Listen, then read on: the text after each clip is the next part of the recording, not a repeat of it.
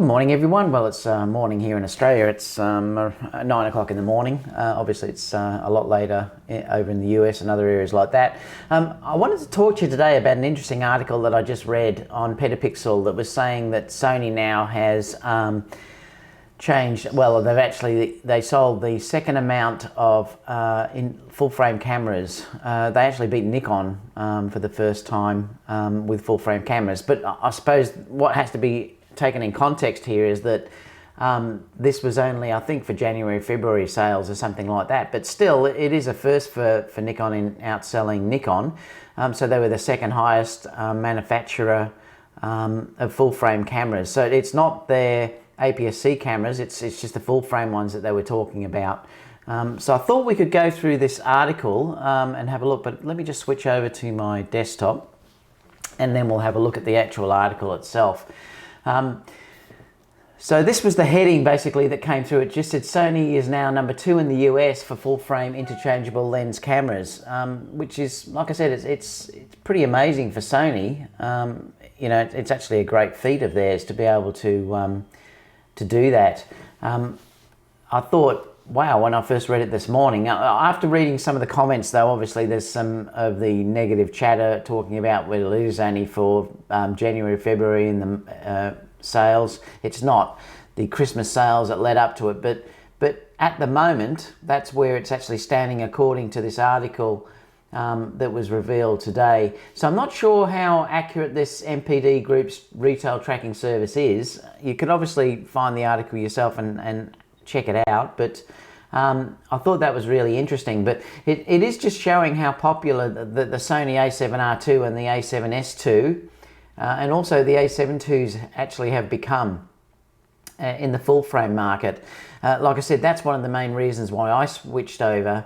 So, you know, it's made a major difference to my photography. I had, like I said, I was talking in one of my other chats that I had the D4S before and the D810s and the I think it was a D5, no, D750 I think I had. So I've had a few of those cameras and I switched over for my whole business, and I talked about that in one of my earlier videos on YouTube, so you can sort of see what the reason why I switched over. So I sort of wanted to see what you guys thought about this article that is up there, and whether you think, wow, that's really surprised you as well, or it hasn't surprised you, because it certainly surprised me. And I thought, wow, that's it's an amazing figure. So what they're talking about here too is that in 2017, the US full frame interchange lens camera market, the total market was plus 5%. Sony is plus 23%. The market without Sony actually would have dropped minus 2%. So it's just showing how much the market is being influenced at the moment by Sony cameras. So I thought that was a really interesting figure that we actually had there. It's just saying that there was slight growth in the full frame interchange lens cameras market, may be a promising sign, but the sale of digital cameras across the types has been plummeting double digits every year over the past decade. So in other words, your cameras are still dropping in overall sales, and I think that's mostly because of smartphones. So if there is anyone watching live and you'd like to have a chat about it, just throw me some questions, guys, and we can have a little bit of a talk about what you think is going to happen. What else? Now, if you go through some of the comments, that's where I'm saying you're going to start to see it. All they're talking about is precision for repairs and stuff like that. Again, the second you talk about something like this, all the fanboys start to come out and they start to slam Sony's repair service and stuff like that. And I think if you read some of the things that are actually on there, that Nikon were also using precision camera repair as well. So it's not just Sony that are using them.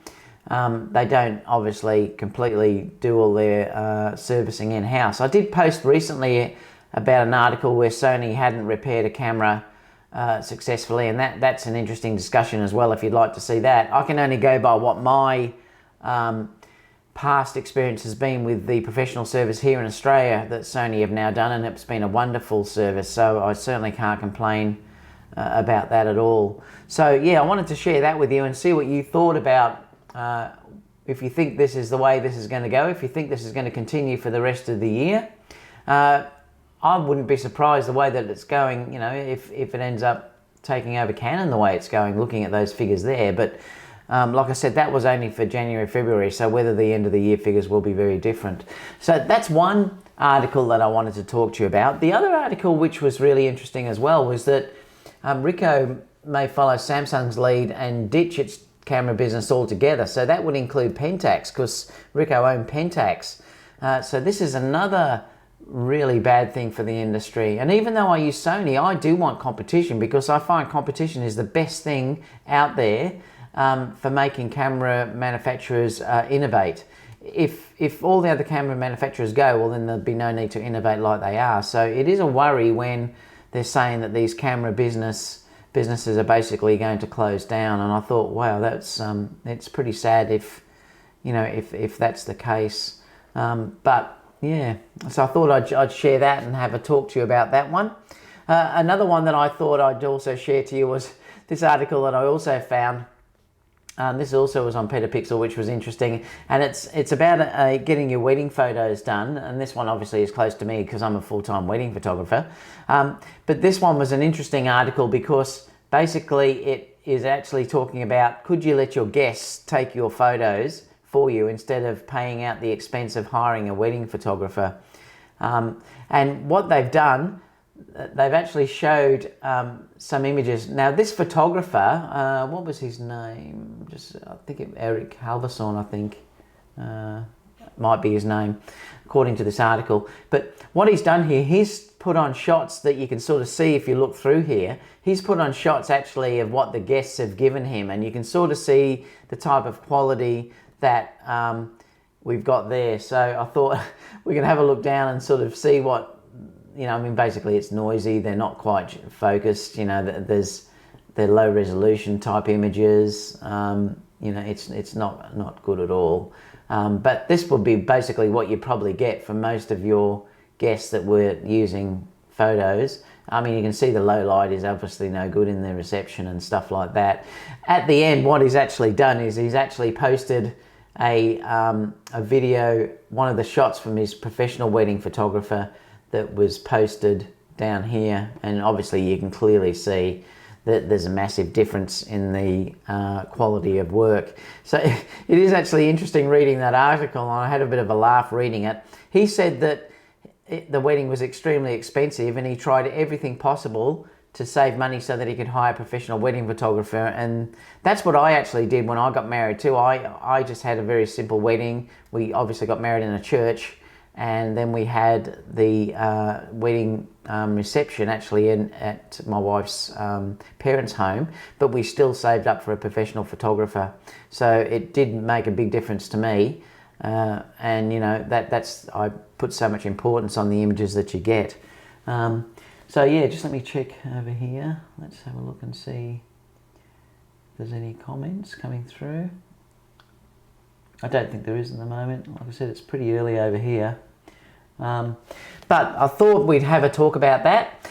Now, if you can, leave some questions down below, because I'd like to see what you all think about these three articles that I've shared. I'm doing a shoot on Monday, which is going to be in a forest. It's going to be amazing, I think. I've got a dancer that we're going to be using. I'm going to be using my Sony, obviously I think I'll use the A7R II and probably the Batters, I think. I'm not sure at this stage. And Profoto lights. So I'll have that on YouTube and I'll share that over the coming days. Just don't forget that on May the 7th I'm doing a really big shoot down here with 7 models and 4 makeup artists. There's a big team that I'm actually getting involved. We're going to do a glitter shoot in the studio using continuous lighting.